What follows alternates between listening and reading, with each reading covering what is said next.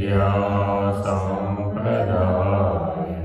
कर्तृभ्यो वंशऋषिभ्यो महाभ्यो नमो गुरुभ्यः। सर्वोपप्लवरहित प्रज्ञानघन प्रत्यगतो ब्रह्मैवास्मि अहं पदार्थरहितः। सदाशिवसमारम्भाः सशङ्करमध्यमाम् अस्मदाचार्यपर्यन्ताः वन्दे गुरुपरम्पराम्।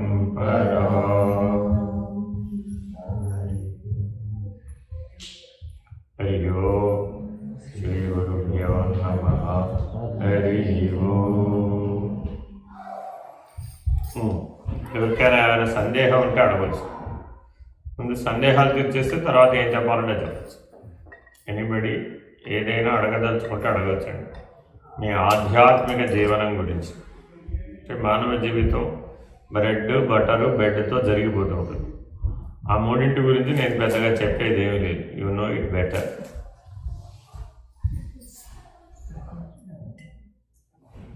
కాబట్టి ఎవరికైనా ఏమైనా if you want to start spiritual life, devotional life, philosophical life, whatever you may call, then it's the right time to take a decision. So మీకు ఏమైనా సందేహాలు ఉంటే అడగచ్చు. ఎనీ ప్రాక్టీస్, ఏ సాధన గురించి అయినా సరే, జనం నుంచి మరణం దాకా ఏమి లేవన్నారు అనుకోండి, అప్పుడు ర్యాండమ్గా నా ఇష్టం చెప్పేస్తాను అన్నమాట.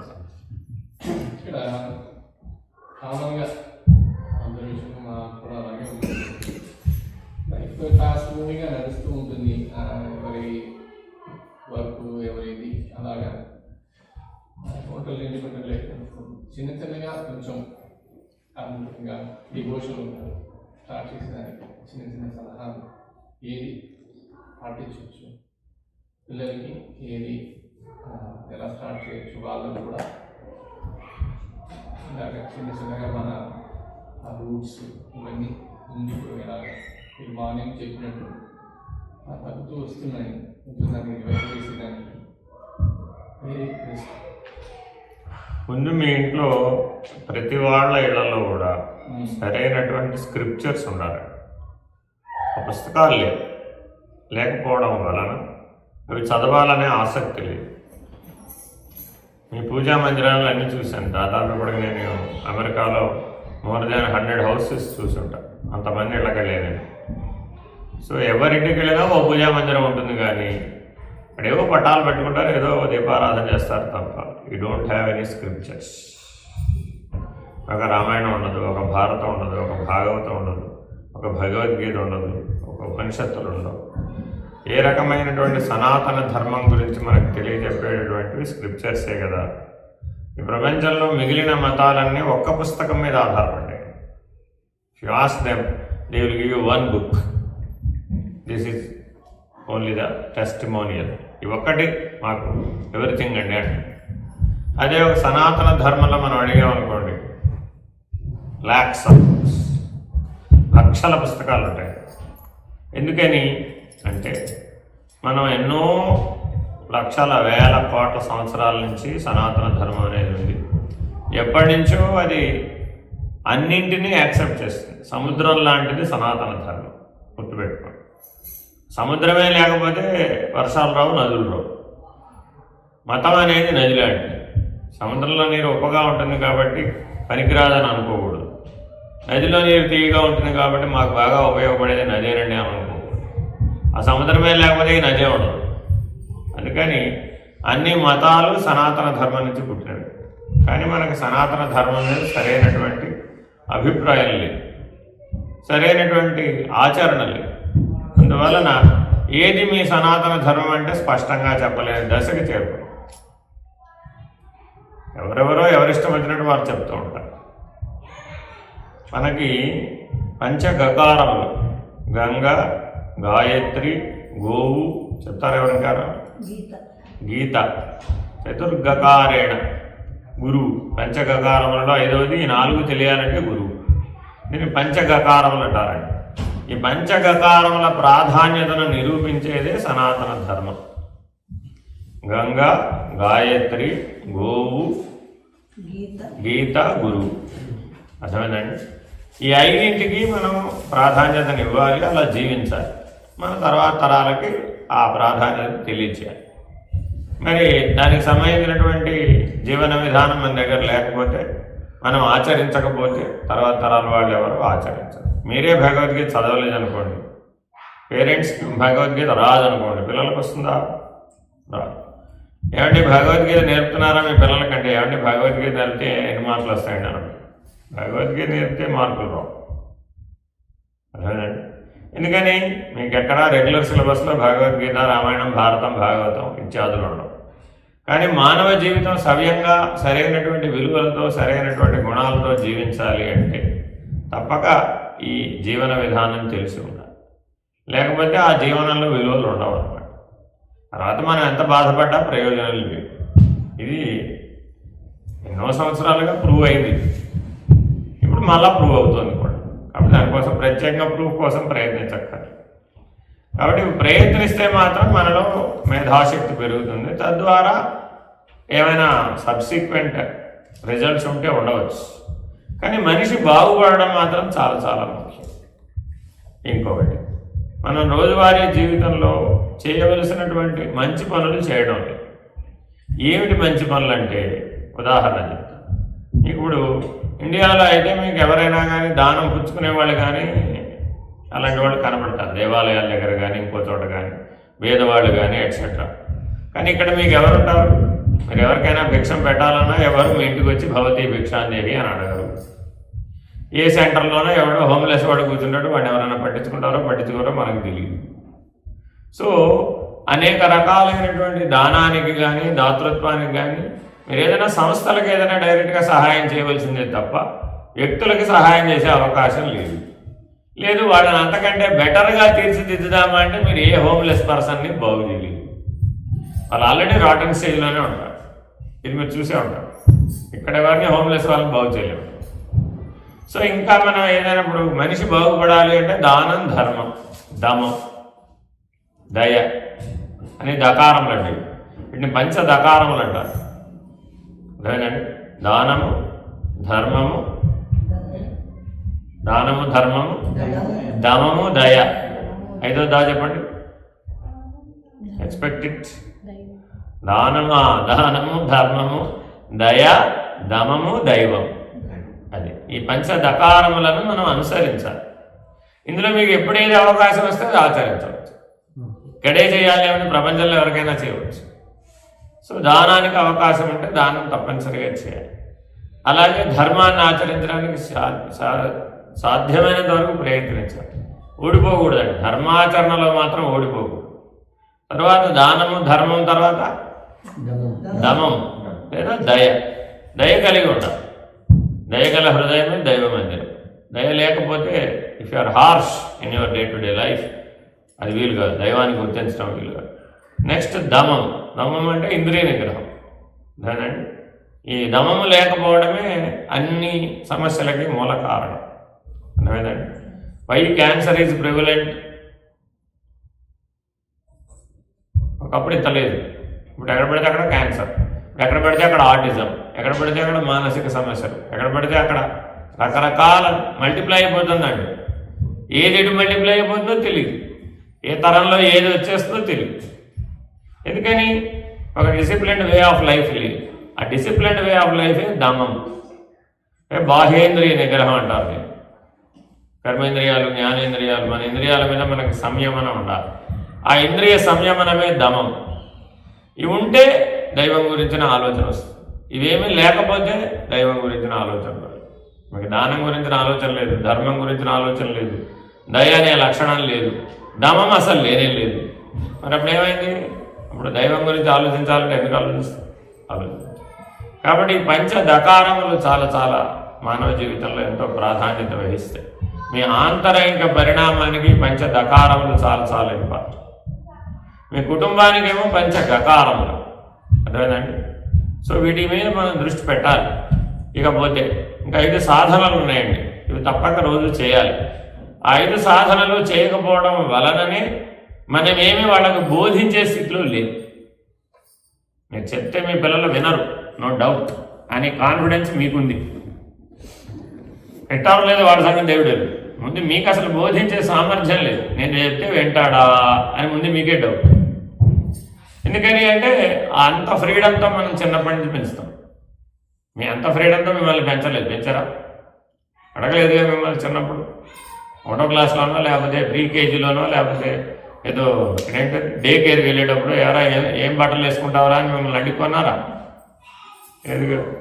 ఏ ఆట బొమ్మలు కొనుక్కుంటారా అని మిమ్మల్ని అడిగి కొన్నారు ఆట బొమ్మలు? లేదు. బట్ ఇక్కడ అన్నీ మీరు ఛాయిస్ అన్నీ వాళ్ళకే వదిలేసాం. పుట్టినప్పటి నుంచి పోయేదాకా అన్నీ ఛాయిస్ వాళ్ళు.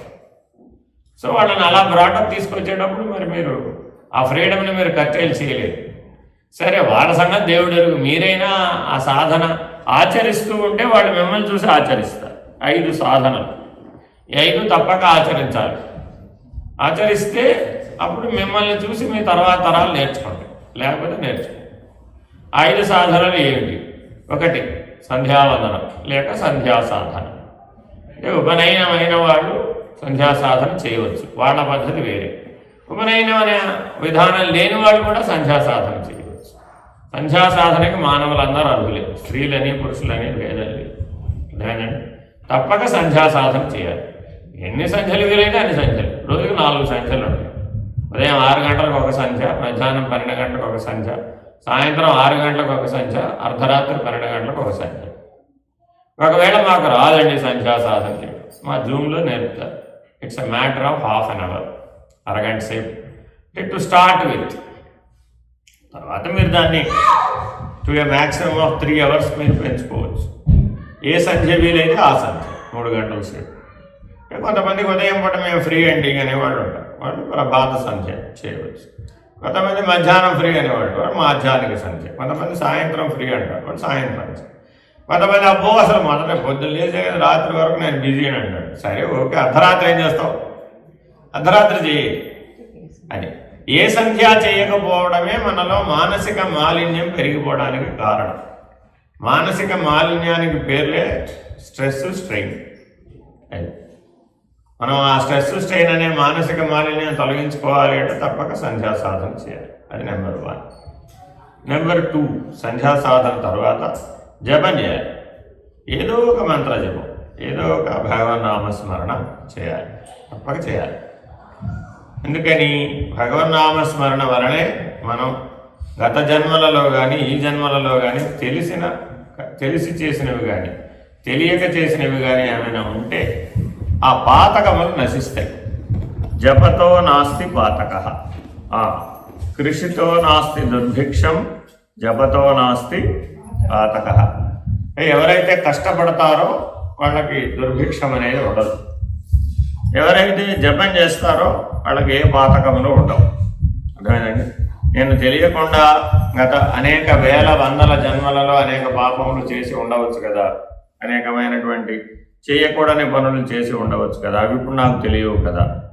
ఓకే, వాటన్నింటి నుంచి బయటపడే మార్గం శాస్త్రం చెప్పింది ఏమిటంటే జపతో నాస్తి పాతక. కాబట్టి రోజు చక్కగా జపం చేయండి. మీకు ఎంత సమయం ఉంటే అంత సమయం జపం చేయండి. అప్పుడే ఆ జపం వలన మీ అంతరంగం క్షాళన అవుతుందన్నమాట. బహిరంగానైనటువంటి మీ శరీరాన్ని మీరు ఎన్ని రకాలుగానూ శుభ్రపరుస్తూ ఉంటారు, అవునా కదా? ఇక్కడ ఎవరింటో చూసినా 6 రకాల బాడీ వాష్లు, 6 రకాల షాంపూలు, 6 రకాల సబ్బులు, అందుకే తక్కువ లేదు. కానీ అవన్నీ బయట బాగు చేయడానికి పనికొస్తాయి తప్ప లోపల బాగు చేయడానికి పనికిరావు.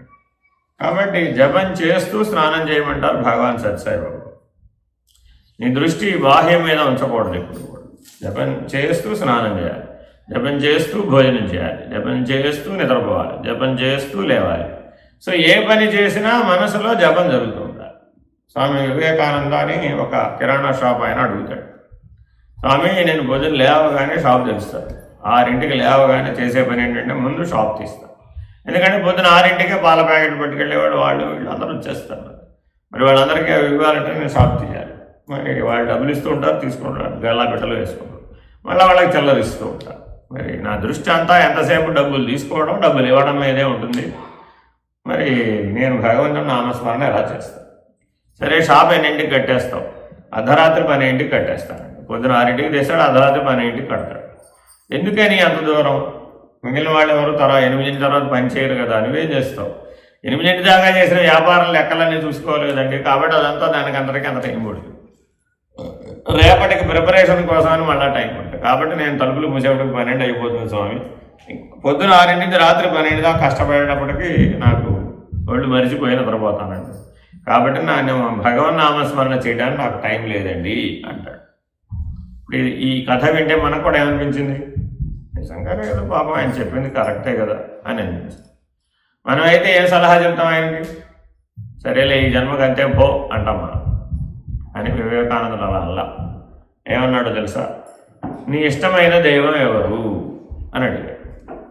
నాకు రాముడు అంటే చాలా ఇష్టం అండి అన్నాడు. సరే, డబ్బులు తీసుకునేటప్పుడు శ్రీరామ, డబ్బులు ఇచ్చేటప్పుడు శ్రీరామ అనవయ్యా, అనొచ్చా అనకూడదా?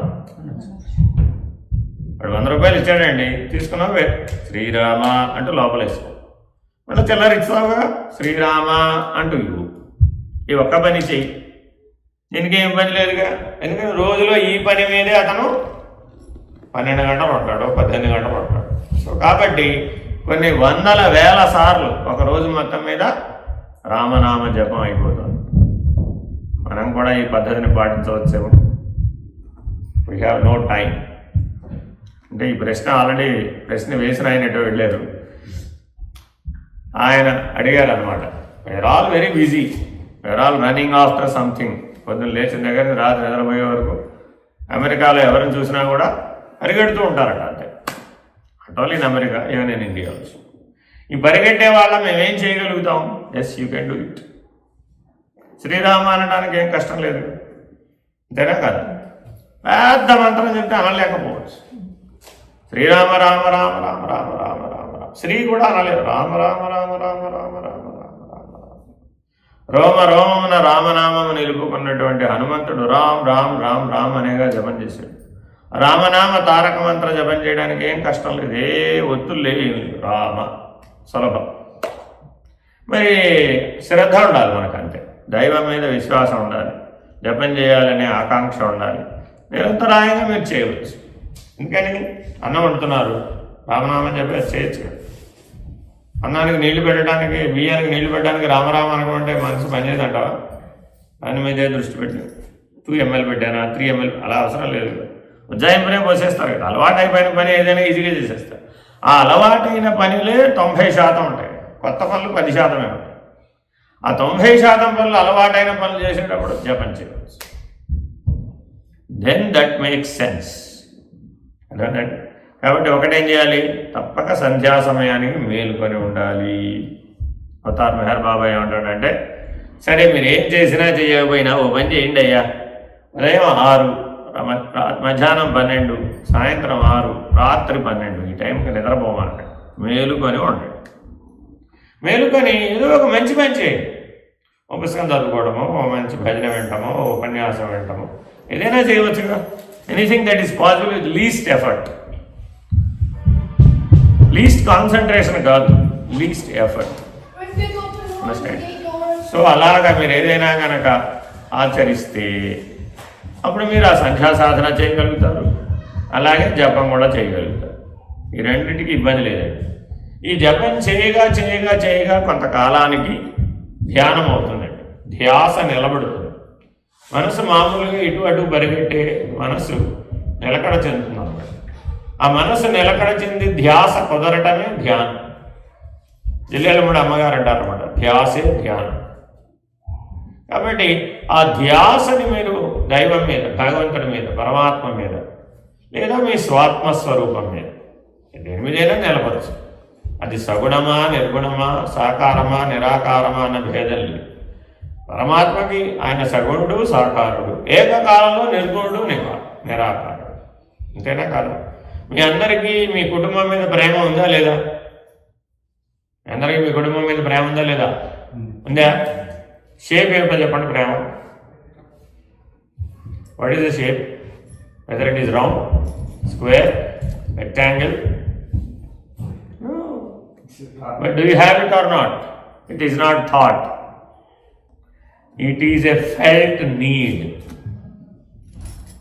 If your depth of love, మీరు క్షీణించిపోతుంటారు రోజు రోజు. అండర్స్టాండ్? ఎవరు మిమ్మల్ని పలకరించక, ఎవరు మీతో కనుక ప్రేమతో వ్యవహరించకపోతే, don't get that love attitude, lovable attitude, మీరు ఎండిపోయిన మొక్కలాగా అయిపోతారు. Though you eat well. So don't consider love is so simple, but it is your life line. అది దొరకనప్పుడు తెలుస్తుంది మీకు, దొరికినంతసేపు తెలియదండి దాని విలువ. కాబట్టి it is not a simple thought, it is your life line. So love all serve all, try to do love all serve all. That is also meditation. ఎందుకని? అందరినీ ప్రేమించాలంటే మీకు చాలా విశాల భావం కావాలి, అందరికీ సేవ చేయాలంటే చాలా విశాల భావం కావాలి. That is also a model of meditation. మనం సోషల్ సర్వీస్ అనే పేరు మీద చేస్తాం, కానీ అక్కడ లవ్ ఆల్ సర్వ్ ఆల్ ఉండదు. డిఫరెన్షియేటెడ్ మెథడాలజీ, ఒకటి ఎక్కువ ఒకటి తక్కువ, ఒకటికి సాదర స్వాగతం ఒకలాగా, ఒకటికి స్వాగతం ఒకలాగా. ఇలా మన మైండ్ మనకు తెలియకుండానే డైవర్సిఫైడ్ యాటిట్యూడ్ని కలిగి ఉంటుంది. విభిన్న వాతావరణం, భిన్నత్వ బుద్ధి కలిగి ఉంటాం. కాబట్టి వాటితో ఆచరిస్తే లవాలు సర్వాలు అవ్వదు. అందుకని జపమే ధ్యానంగా మారాలి ఖచ్చితంగా. జపం చేయని వాళ్ళకి ధ్యానం కుదరదు ఎంత ప్రయత్నించినా. ఒకవేళ మేము 3 అడుగులు ముందుకు వెళ్ళామనుకున్నా కూడా 6 అడుగులు వెనక్కి రాక తప్పదు. సో అందుకని పూర్వం పెద్దలందరూ కూడా సరి అయినటువంటి క్రమమైన మార్గం ఎలా చేయాలి, ఉపనయనమైన వాళ్ళందరూ కూడాను గాయత్రి మంత్రోపాసన జపం చేయాలి. అలా గనక వీలు కాకపోతే మీ ఇష్టదైవ నామస్మరణ ఏది సులభంగా చేయగలిగితే 2 అక్షరాల నామములు ఏదైనా జపం చేయవచ్చు. ఏమిటవి? రామ, కృష్ణ, శివ, ఇలా ఏదైనా సరే, సాయి అని 2 అక్షరాల నామం. ఏ 2 అక్షరాల నామైనా దాని విషయం ఒకటే. నేను అనుకున్న రహస్యం సోహం. సోహం కూడా 2 అక్షరాలు, హంస కూడా 2 అక్షరాలు. అర్థమైందండి? ఈ సోహం జపమే ఉత్తమం. అర్థమైందండి? చేసేది అజ్ఞాన మాలిన్యం సోహం భావేన పూజయేత్. ఈ శరీరంలో ఉన్నటువంటి హృదయంలో ఉన్నటువంటి ఈశ్వరుణ్ణి సోహం భావంతో పూజించవచ్చు. హృదయంలో ఉన్న ఈశ్వరుడికి చేరేటటువంటి పూజ సోహం అనేటటువంటి పూజే చేరుతుంది, ఇంకే పూజలు చేరవు. మిగిలిన పూజలన్నీ బాహ్య పూజలు. ఎక్కడ చేసినా, మీ దేవాలయంలో చేసినా, మీ ఆశ్రమంలో చేసినా, మీ ఇంట్లో దేవుని మందిరం ముందు కూర్చొని, దేవుని గదిలో కూర్చొని చేసినా, అవన్నీ బాహ్యం. లోపల హృదయంలో ఉన్న ఈశ్వరుడికి చేరేటటువంటి పూజ ఒకటే, అదేంటి? సోహం. దానికి హంస మంత్రోపదేశం ఉండాలి. అటువంటి ఉపదేశం ఉన్నవాళ్ళు ఆ హంస మంత్రాన్ని అనుసంధానం చేసుకోవచ్చు. ఇలా రకరకాలైనటువంటి మంత్రశాస్త్రం మనకి ఎన్నో విద్యలని, ఎన్నో నామాలని, ఎన్నో స్తోత్రాలని అందించింది. సరి అయిన గురువు ఉండి, ఉపదేశం ఉండి, మంత్రజపం నియమాలతో నియమబద్ధంగా చేస్తే మంచిది. లేదనుకోండి, మీ ఇష్టదైవాన్ని నామాన్ని స్మరించండి. ఎన్నో భజనలు ఉన్నాయి, ఎన్నో స్తోత్రాలు ఉన్నాయి, అన్నీ ఈశ్వరుడికి. ఈశ్వరుడు ఒకటేనని నమ్మాలన్నమాట. ముందు మనం ఏంటంటే మనకున్న తగాదాలన్నీ ఈశ్వరుడి మధ్య కూడా పెట్టకూడదు. మనం ఎన్నో కులాలు ఉన్నాయి, ఎన్నో మతాలు ఉన్నాయి, ఎన్నో భాషలు ఉన్నాయి, ఎన్నో ప్రాంతాలు ఉన్నాయి, ఎన్నో గోత్రాలు ఉన్నాయి, ఎన్నో సూత్రాలు ఉన్నాయి. ఈ విభేదాలన్నీ ఈశ్వరుడి దేవతల మధ్య పెట్టకూడదు. దానివలన మనం అనేకమైనటువంటి కష్టాలు పాలవుతాం. అందువలన తప్పక మనం అందరం కూడా యాబ్సెంట్ లేకుండా, నాగా లేకుండా చేయవలసిన పని. భోజనమైనా మానేయవచ్చు, కానీ జపం మానకూడదు అని పూర్వం పెద్దలు ఆచరించేవారు. జపం చేయకుండా భోజనం చేసేవారు కాదు. మేము కూడా ఇప్పుడంతా, మా చిన్నప్పుడు కూడా ఉదయం కూడా బాలభోగం. టిఫిన్ చేయాలి అంటే స్నానం అవ్వాలి, జపం అవ్వాలి, అప్పుడే టిఫిన్ జరగాలి కంపల్సరీ. కనీసం 108 సార్లు జపం, కనీసం 1000 సార్లు జపం. అలా ఒక నియమంగా మీరు కనుక చేస్తూ ఉంటే, అలవాటు అయితే, అప్పుడు మీకు ఆ జపం యొక్క ప్రభావం మిమ్మల్ని ఒక ఉच्चతమైనటువంటి స్థాయిలో నిలుపుతున్నారు. ఆ జపమే నిలకడ చెంది ధ్యానం అవుతుంది. ఆ ధ్యానం నిలకడ చెంది సమాధి అవుతుంది. ఎప్పుడు అవుతుందయ్యా అంటే, మీరు గాఢ నిద్రావస్థను కూడా ధ్యానంగా మార్చుకోగలిగిన నాడు నిద్రలో సాధన చేయడం నేర్చుకోవాలి. అలా సాధన చేసిన నాడు నిద్రా సమాధి అనేటువంటి భేదం లేకుండా నిద్ర సమాధి స్థితికి చేరుకుంటుంది. అలా ఎవరికైతే నిద్ర సమాధి స్థితికి చేరుతుందో వాళ్ళకి మెలకువ, కళ, నిద్ర అనే మూడు కలిసిపోతాయి.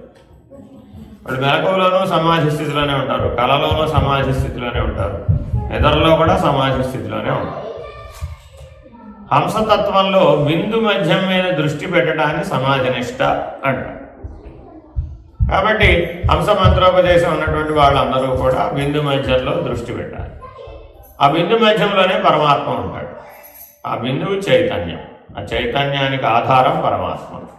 కాబట్టి అలా జాగ్రత్తగా బిందువు మీద దృష్టి నిలిపి, ఓంకారంలో కూడా పైన పూలు ఉంటుందండి, అది కూడా బిందువే. ఇలా రాస్తాం కదా మనం, పైన ఇట్లా అర్ధచంద్ర పెట్టి ఒక బిందువు పెడతాం. ఆ బిందువు ఇదే బిందువు, రెండు ఒకటే. చాలామంది ఓంకారం అట్లా ఎదురుకుండా పట్టం పెట్టుకుని ఆ బిందువు మీద దృష్టి నిలుపుతారు, అది కూడా మంచి పద్ధతి. ఇంకొక పద్ధతి ఉంది, అదేంటంటే ఒక చిన్న బల్బు లేదా జ్యోతి దీపం వెలిగించుకొని ఆ దీపం కొన మీద దృష్టి నిలపడం. మీరు పూజ చేసేటువంటి మొదట ఏం చేస్తారు? దీపారాధనే కదా.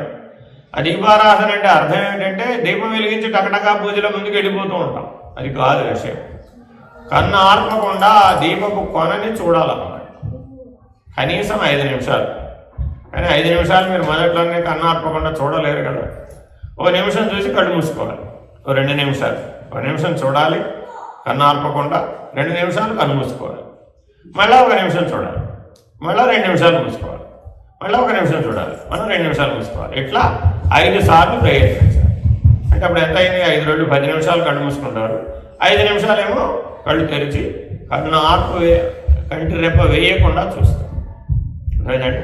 ఇలా కన్ను రెప్ప వేయకుండా చూసే విధానాన్ని త్రాటక ధ్యానం అంటారండి. దీన్ని త్రాటక ధ్యానం యోగ శిఖోపనిషత్తులో ఈ త్రాటక ధ్యానం గురించి వివరించారు. భారతదేశంలో పూర్వీకులు అందరూ కూడా ఈ త్రాటక ధ్యానం చేసిన వారే, ఋషులు, మునులు, యోగులు. అయితే వాడు సూర్యబింబం మీద చేశాడు. మనకంత శక్తి లేదు కాబట్టి మనం ఏం చేస్తున్నామంటే దీపారాధన పెట్టుకుని చేయమని చెప్తాం. అయితే ఎవరైతే తెల్లవారుజామున సూర్యోదయ పూర్వం లేచేటటువంటి అలవాటు ఉన్న వాళ్ళు ఉంటే వాడు త్రాటక ధ్యానం సూర్యుడి మీద చేయవచ్చు. అంటే ఉదయకాలంలో 3 ఉంటాయి అన్నమాట. ఒకటేమిటి? ఉషఃకాలం అంటారు. ఉషఃకాలం అంటే ఇంకా అప్పటికి సూర్యుడు రాడు, వెలుగులు కనబడుతూ ఉంటాయి, సూర్యోదయ పూర్వపు వెలుగులు వస్తూ ఉంటాయి, దాన్ని ఉషోదయం అంటారు. ఈ ఉషోదయం తర్వాత అరుణోదయం అంటారు. అరుణోదయం అంటే రేఖామాత్రంగా సూర్యుడు కనబడతాడు, ఒక చిన్న రేఖ కనబడుతుంది, దాన్ని అరుణోదయం అంటారు. తర్వాత సూర్యుడు పైకి వస్తూ ఉంటాడు, సూర్యబింబం పూర్తిగా బింబం కనబడే స్థాయికి దాన్ని సూర్యోదయం అంటారు. ఈ మొత్తం సమయం ఒక 20 నిమిషాలు ఉంటుంది. అంటే ఉషోదయం నుంచి సూర్యోదయం మధ్యలో 20 నిమిషాలు ఉంటుంది. ఈ 20 నిమిషాలలో 2 నిమిషాలు మాత్రమే సూర్యుడి మీద త్రాటక ధ్యానం చేయాలి, అంతకంటే ఎక్కువ చేయకూడదు. 2 నిమిషాలు సీరియస్గా చూడాలి, కళ్ళు ఆర్పకుండా చూసి తర్వాత కళ్ళు మూసుకోవాలి. 2 నిమిషాలు చూస్తే 10 నిమిషాలు కళ్ళు మూసుకోవాలి, అప్పుడే మీరు దాన్ని తట్టుకోగలుగుతారు. మళ్ళీ మీరు రెండో రౌండ్కి వచ్చేటప్పటికి సూర్యుడు సొంత పైకి వచ్చేస్తాడు. రేఖామాత్రం దగ్గర ప్రారంభిస్తే సూర్యుడు పైకి రావడానికి కరెక్ట్గా 10 నిమిషాలు పడుతుంది. మళ్ళీ 2 నిమిషాలు చూసి మళ్ళీ 10 నిమిషాలు కళ్ళు మూసుకోవాలి. సో మొత్తం అది 24 నిమిషాల సాధన. 24 నిమిషాలు చేసే ఏ సాధన అయినా ముహూర్త కాలపు సాధన అంటారు. అదేనండి. కాబట్టి త్రాటక ధ్యానం ముహూర్త కాలం చేయాలి.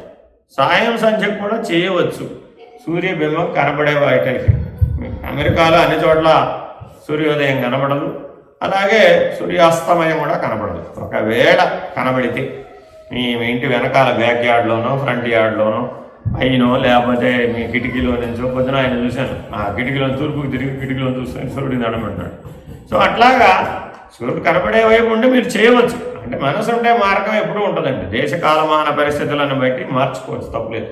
కాకపోతే సూర్యుడు అంతకంటే పైకి వస్తే మటుకు చేయకూడదు. అంటే అర్థం ఏంటి?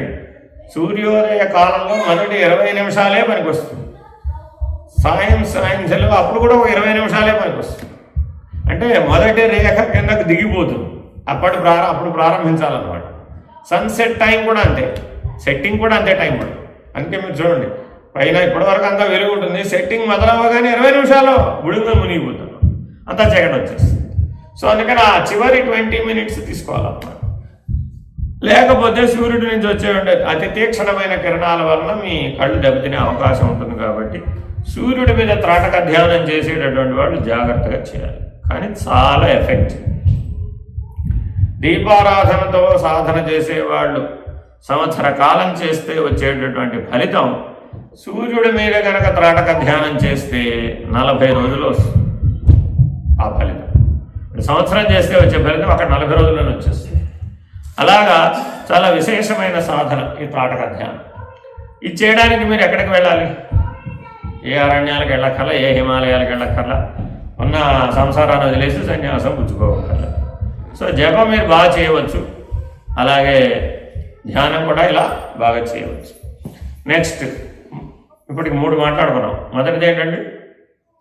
ఎవ్రీడే సంధ్యా సాధన 6, 12, 6, 12 మేల్కొని ఉండాలి. ఆ సమయంలో ఏదో ఒక మంచి పుస్తకం చదవడం, భగవన్నామం వింటము, ఓ విష్ణు సహస్రనామము, లలితా సహస్రనామం మీకు అనటం వస్తే అనండి, లేకపోతే వినండి. కనీసం ఆ సంధ్యాకాల సాధనలో అది ఉపయోగపడుతుంది.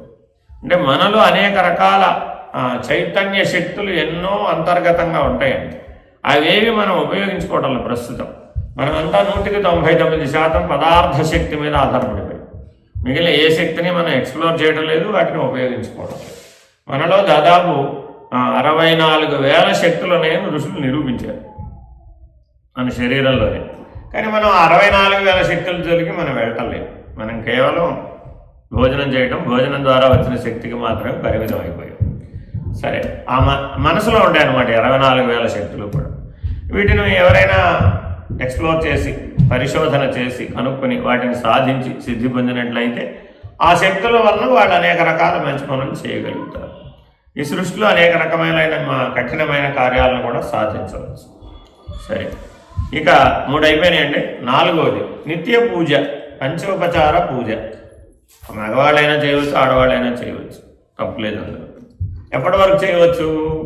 మీకు జన్మరాహిత్యం కలిగే వరకు చేయవచ్చు, లేదంటే మీరు జీవన్ముక్తులు అయ్యేదాకా చేయవచ్చు.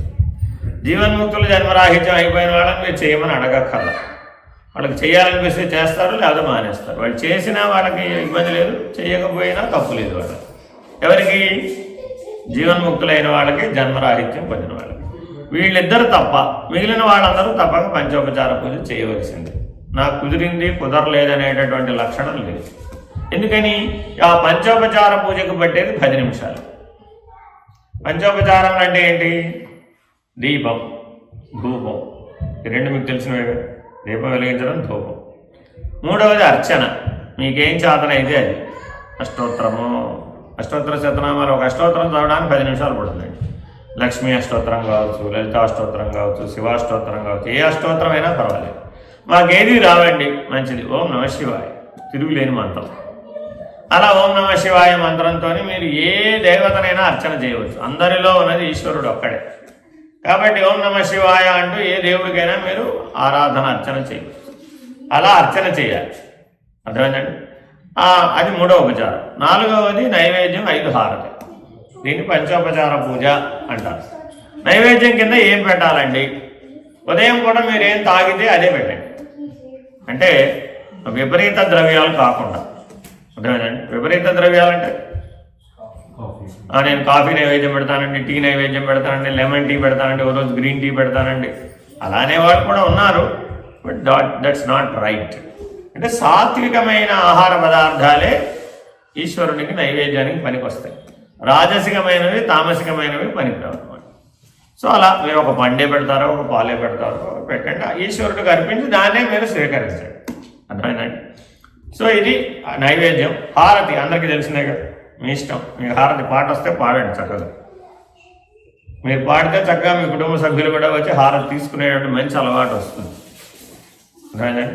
మీరు హారతి పాడలేదనుకోండి, కనీసం గంట అన్నా కొట్టండి. గంట కొడుతూ హారతి ఇచ్చారనుకోండి, మీ పిల్లలు కనీసం గంట కొట్టడానికైనా ప్రయత్నం చేస్తారు. అది కూడా ఒక ఉత్తమమైన సేవ. ఈశ్వరుడికి గంట కొట్టడం కూడా ఒక ఉత్తమమైన సేవ. సో అందుకని శంఖం వాయించడం, గంట కొట్టడం, డమరుక వాయిద్యం చేయడం, ఇవన్నీ హారతి సమయంలో చేసుకోవచ్చు. ఇలా మీరు పంచోపచార పూజ చేయడానికి కేవలం 10 నిమిషాల నుంచి 15 నిమిషాలు రోజు చేస్తే అర్థమైందండి. ఒకవేళ మీ చేతిలో ఏదైనా శివలింగం కానీ శ్రీయంత్రం కానీ ఉందనుకోండి, దాన్ని ఒక ప్లేట్లో పెట్టి దాని మీద పాలతో అభిషేకం చేయండి. ఓం నమః శివాయ అంటూ కానీ శ్రీమాత్రే నమః అంటూ కానీ. మీకు లలితా సహస్రనామం రాకపోతే లలితా సహస్రనామం వస్తే లలితా సహస్రనామం చదువుకుంటూ ఆ శ్రీయంత్రం మీద పాలు పోయండి. అవే పాలను మీరు అభిషేక తీర్థంగా గ్రహించండి. ఈశ్వరుడు ఉంటే శివలింగం ఉంటే శివలింగం మీద పోయండి, అదే మీరు తీర్థంగా ప్రసాదంగా గ్రహించండి.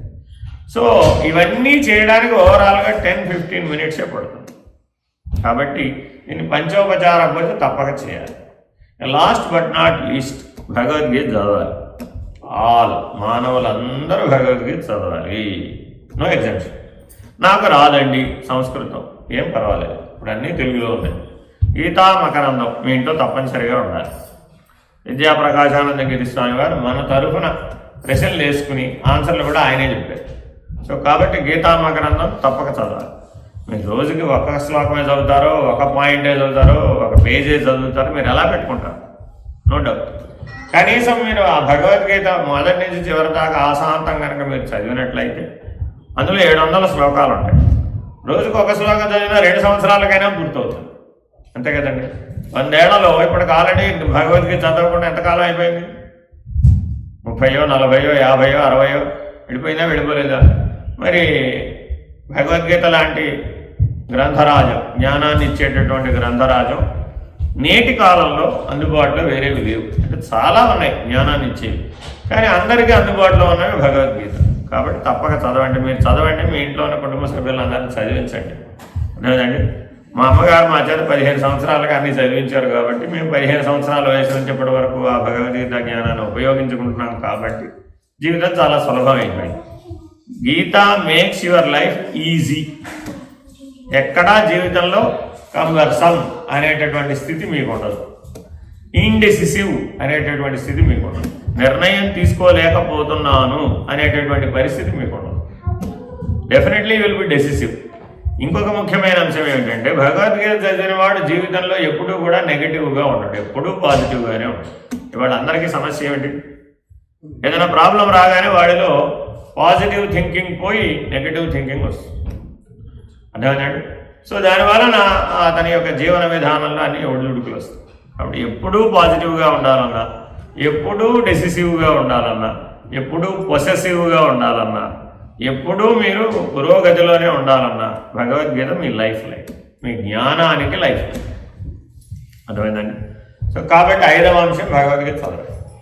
సో ఈ 5 సాధనలు తప్పక ఆచరించాలి మానవులు, అందరూ మానవులు, irrespective of their country, their religion. వీటికి రిలీజియన్తో కానీ దేంతోనూ పని లేదండి, అందరు చదవచ్చు. ఎందుకంటే జ్ఞానం అందరికి కావాలి కదా. మీ రిలీజియన్కి జ్ఞానం అక్కర్లేదని చెప్పేవాడు మరి ఎవరన్నా? Every human being needs wisdom. Wisdom అక్కర్లేని వాడు ఎవరు లేరు. సో ఈ 5 పనులు చేస్తే మనకు విజ్డమ్ వస్తుంది. ఇది మనం ఆచరించి మనం పిల్లల చేత ఆచరింప చేస్తే మనం వాళ్ళకి ఏమైనా కానీ ఒక సరి అయినటువంటి సంపదని ఇచ్చిన వాళ్ళం ఉంటాం. మనం వాళ్ళకి అనేక రకాల సంపదలు ఇవ్వాలనుకుంటున్నాం కదా, ధనము, ధాన్యము. అష్టలక్ష్ములు మన దగ్గర చాలామంది ఉన్నారు. అష్టలక్ష్ములందరినీ ఎవరి కోసం సంపాదిస్తున్నాం? తర్వాత వాళ్ళ కోసమే కదండి నేనేం సంపాదించినా అని అంటున్నామా లేదా? అంటున్నాక మనసులో అయినా అనుకుంటున్నాం, వాళ్ళకి చెప్పినా చెప్పకపోయినా. నా తర్వాత అన్నీ వాళ్ళకే కదండి అంటున్నాం పైగా. సరే, నీ తర్వాత సంగతి తర్వాత ఈశ్వరుడు ఎరుగు. కాబట్టి మీరుండగా ఇవ్వవలసిన సంపద మాత్రం ఈ 5. ఓహో, మా తల్లిదండ్రులు ఈ 5 ఆచరించారు కాబట్టి నేను కూడా ఆచరించాలి తప్పక అనేటటువంటి సరియైన దృక్పథాన్ని, సరియైన సంపదని, సరైన ఆలోచన విధానాన్ని వాళ్ళకి మీరు ఇవ్వగలిగిన వాళ్ళు అవుతారు. This makes lot of difference. మీ ఇంట్లో తప్పక మంచి గ్రంథరాజాలన్నీ ఉండాలండి. ఉంటే మీకు ఓపిక ఉంటే పిల్లల్ని పడుకోబెట్టేటప్పుడు అమెరికాలో నేను గమనించినటువంటి ఒక చెడు అలవాటు అనడానికి వీలు కాదు, కానీ అనక తప్పదు. ఇండియాలో ఉన్న మంచి అలవాటు అని చెప్పక తప్పదు. అదేమిటంటే పిల్లలని దూరంగా పడుకోబెట్టడం. ఏ వయసు నుంచి దూరంగా పడుకోబెట్టమని డాక్టర్ చెప్తాడయ్యా అంటే, సంవత్సరం వచ్చినప్పటి నుంచి వాడిని దూరంగా పడుకోబెట్టండి అంటాడు. అంటే వాడు రూమ్లో క్రిబ్లో పడుకుంటాడు, వీళ్ళు రూమ్లో పడుకుంటారు. వాడు ఏడిస్తే వీళ్ళు పరిగెట్టడానికి కాదు. కానీ పడుకునేటప్పుడు ఆ పిల్లవాడికి చెప్పవలసినటువంటి మంచి కథలు చెప్పరు. ఓ రామాయణమో, ఓ భారతమో, ఓ భాగవతమో ఒక ఓర్పుగా ఆ పిల్లవాడిని తీర్చిదిద్దేటటువంటివి. నిద్రపోయేటప్పుడు ఏవి చెబితే అతని యొక్క మనసు మారుతుందో, అతని హృదయం బాగుపడుతుందో, ఏ ఉత్తమ విలువలని తెలుసుకోవాలనుకుంటుందో దానికి ఒక ఉదాహరణ చెప్తాను. వివేకానందుడు స్కూల్లో చదువుకుంటున్నాడు. సాధారణంగా పిల్లలందరినీ టీచర్ అడుగుతారు కదా, పెద్ద అయినాక ఏమవుతావు, మీరు కూడా అడుగుతారు మీ పిల్లలు, అంతేనా కదా? అలా ఒకరోజు టీచర్ గారు అందరినీ అడిగారు. అడిగితే అందరూ ఏదో చెప్పారు. వెస్ట్ బెంగాల్లో కదా, నేను రచయితను అవుతాను, కవిని అవుతాను, నేను లేకపోతే మీలాగా టీచర్ని అవుతాను, కలెక్టర్ని అవుతాను, డాక్టర్ని అవుతాను, యాక్టర్ని అవుతాను, లాయర్ని అవుతాను, ఇట్లా అందరూ చెప్పుకొచ్చారు. వివేకానందుడు నేను జట్కావాలని అవుతాను అన్నాడు. జట్కావాలా అంటే గుర్రబండి నడిపేవాడు. గుర్రబండి నడిపేవాడిని అవుతానగానే క్లాస్ అంతా గుళ్ళని అవుతుంది. సో టీచర్ అడుగుతుంది, ఎందుకని వీళ్ళందరూ ఎంత పెద్ద పెద్ద వృత్తుల్లో చేరాలనుకుంటున్నారు కదా, నువ్వు ఆ గుర్రబండి నడిపే వృత్తిలో ఎందుకు చేరాలనుకుంటున్నావు అని అడిగితే ఐ లైక్ ఇట్ అంటాడు వివేకానందుడు. స్ట్రైట్గా ఆన్సర్ ఒకటే చెప్తాడు, నాకు నచ్చింది అది కాబట్టి నేను చదువుతాను అన్నాడు. ఇది జరిగినటువంటి సంఘటన. ఆయనకు 5 ఏళ్ల వయసు, అర్థమైందండి. సో ఇంటికి వచ్చారు. ఇంటికి వచ్చిన తర్వాత వాళ్ళ అమ్మ అడిగింది, ఏనాన్నా ఏం జరిగింది వాళ్ళ స్కూల్లో, ఈ విషయం అంతా చెప్పాడు. సరే మంచి మాట చెప్పావు నాన్న, ఈ ప్రపంచంలో ఉత్తమమైనటువంటి జట్కావాలా ఎవరో తెలుసా నీకు అని అడిగింది. ఉత్తమమైన జట్కావాలా ఎవరు? కానీ ప్రపంచంలో ఎక్కడ జట్కావాలా కాంపిటీషన్ లేదే. ఇవాళ చెప్పారు అనుకోండి, మన వాళ్ళు ఏమడుగుతారు, జట్కావాలా ఒలింపిక్స్లో జట్కావాలా ఉంది అయితే అని అడుగుతారు. ఎందుకని ఒలింపిక్స్ తెలిసినంతగా భారతమో భగవద్గీత తెలియదు. సో ప్రతి ఇంట్లో కూడా గీతా సందేశం, గీతా బోధ చిత్రం ఉండాలి అని పరమహంస కానీ వివేకానందుడు కానీ అంటారు. సో మీ ఇంట్లో తప్పనిసరిగా ఉండాలి. నేను అందరిళ్ళకి వెళతాను, అక్కడ రాధాకృష్ణులు లేకపోతే ఇంకోటో కనపడుతుంది, కానీ గీతా సందేశం ఫోటో ఉండదు. అక్కడ గీతలో భగవంతుడు గురువై మనుషుడు శిష్యుడై బోధించేటటువంటి విధానం ఉంటుంది. ఆ ఫోటో చూపెట్టి ఉత్తమమైనటువంటి జట్కావాలా, ది బెస్ట్ జట్కావాలా ఈయన, ఈయనను ఆదర్శంగా తీసుకో. ఈయన గుర్రబండిలే నడిపాడు కానీ జగద్గురువై జీవించాడు. నువ్వు కూడా ఈ ప్రపంచాన్ని జగద్గురువై నడిపేటటువంటి స్థాయికి రావాలైన అని వాళ్ళమ్మ ఒక మంచి సందేశాత్మకమైనటువంటి మలుపునిచ్చింది. చిన్న పిల్లవాడు, 5 ఏళ్ళ పిల్లవాడు. సో మరి జట్కావాలా అంటావేంటిరా అని మనలాగా ఆవిడేమీ కోప్పడలేదు. మనమైతే ఏం చేసేవాళ్ళం, ఏం దొరకలేదు ఎవడో నీకు, గుర్రబండి ఉంటుందా అని కోప్పడేసి కసిరేసేవాడు. మరి వాళ్ళమ్మాట చెప్పలేదు. So this is the way how to what is parentalship, what is parental hood అంటే అర్థం ఇది. సో వాడిని ఉత్తమంగా ఎలా తీర్చిదిద్దాలి, జగద్గురు అయ్యేటట్టుగా ఎట్లా తీర్చిదిద్దాలి. మనం ఏమనుకున్నామంటే ఆయన మీ దగ్గర షేర్ మార్కెట్ బాగా చేసిన ఆయన పేరేంటి, వారన్ బఫెట్ మన ఇంట్లో పుట్టాలి, వివేకానందుని పక్కింట్లో పుట్టాలి. So that's wrong. సో అర్థమైందండి. అప్పుడు మన దగ్గర రంకాయిదాలే ఉంటాయి, విలువలు ఉండవు. మనం వృద్ధాప్యంలోకి వచ్చిన తర్వాత పిల్లలకు విలువలు లేవే, మనవలకు విలువలు లేవే అని బాధపడ్డా ప్రయోజనం ఉంటుంది. అర్థమైందండి. మనం దేనికి విలువ ఇస్తే అవే ఉంటాయి. మనం మానవతా విలువలకి, దైవీ లక్షణాలకి విలువ ఇవ్వలేదనుకోండి, మన జీవితంలోనూ ఉండవు, మన తర్వాత వాళ్ళ జీవితంలోనూ ఉండవు. అని మనం దాన్ని తప్పనిసరిగా ఒప్పుకోవాలి, దాంతో మనం కలిసి జీవించాలి. ఆ బాధను అనుభవించవలసిందే, దానికి వేరే మార్గాలు లేవు. సో కనీసం కాబట్టి ఇప్పటికైనా మనం మేలుకొని మన జీవితాన్ని మనం సంస్కరించుకుంటే ఈ విధానంలో ఇవన్నీ మనం చేయగలిగినవేనండి. ఇప్పుడు నేను చెప్పినవన్నీ మీరు చేయగలిగినవి. చేయలేనివంటూ ఇందులో ఏమి లేవు. వంటకాల మీద తపస్సు చేయటం లేదు ఉందంటారా? లేదు. కానీ భగవద్ దర్శనం కోసం మను అనే ప్రజాపతి, శతరూప అనే వాళ్ళ ఆవిడ ఇద్దరు కలిసి నైమిషారణ్యంలో వంటికాల మీద వృక్షాసనంతో 1000 సంవత్సరాలు తపస్సు చేశారు నిరాహారులై. వాళ్ళు భగవద్ దర్శనాన్ని పొంది మోక్షాన్ని పొందారు కృతయుగంలో. అంటే కృతయుగంలో తపస్సు అంటే ఇలా ఉండేది. ఎన్ని సంవత్సరాలు చేయాలి? 1000 సంవత్సరాలు. ఎలా చేయాలి? నిరాహారులై వృక్షాసనంలో నిలబడి, అంటే వంటికాల మీద నిలబడాలి. అలా ఇద్దరు భార్యాభర్తలు ఇద్దరూ నిలబడి ఇద్దరూ మోక్షాన్ని పొందారు. మరి ఇవాళ ఇదే సాధన ఎవరికైనా చెప్తే చేస్తారంటారు? అసలు ఇవి వినగానే సారీ సార్, ఈ జన్మ కాదు కదా 100 జన్మలకు కూడా నేను ఆ పని చేయనంట. అర్థమైందా? మరి అట్లా ఏం చెప్పడం లేదుగా. ఇప్పుడు ఇలా చాలా సాధనలు ఉన్నాయి. పంచాగ్ని మధ్యంలో సాధన చేయటం అనే సాధన ఉన్నాయి. అంటే అర్థం ఏంటో తెలుసా మీకు?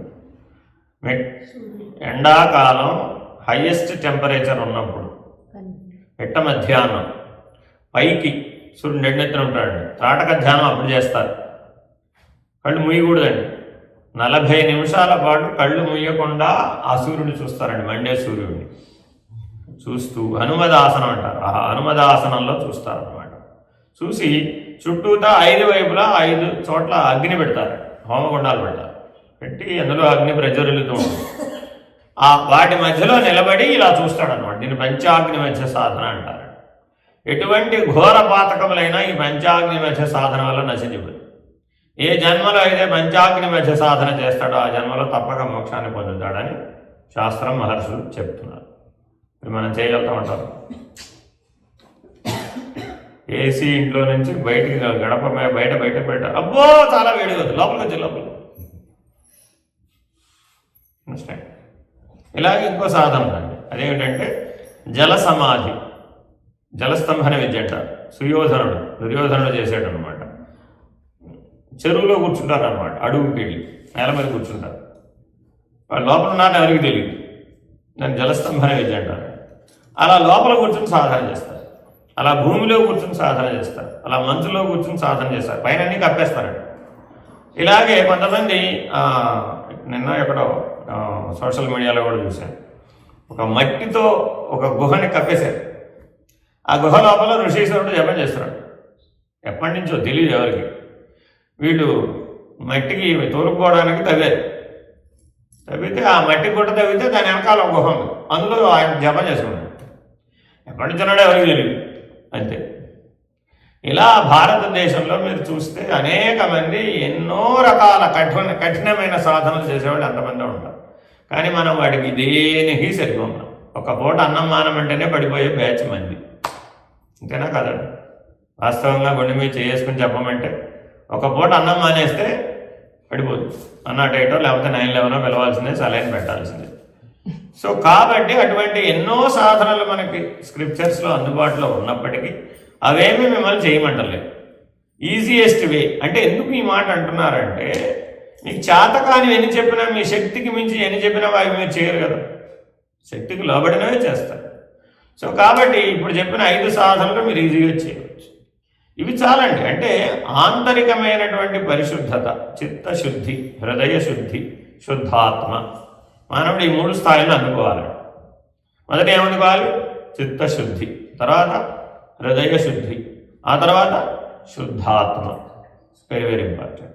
ఆత్మశుద్ధి లేని ఆచారమనేల, భాండ శుద్ధి లేని భాగమనియేల, చిత్తశుద్ధి లేని శివ పూజలేలయా, విశ్వదాభిరామ వినురవేమ అన్నాడు. కాబట్టి పూజలు కూడా మానేసి ప్రయోజనం ఏముంది దానివల్ల?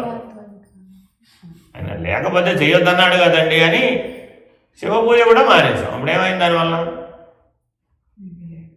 మన ఇష్టం వచ్చినట్టు జీవించడానికి పాస్పోర్ట్ వచ్చిందని ఫీల్ అయిపోయింది.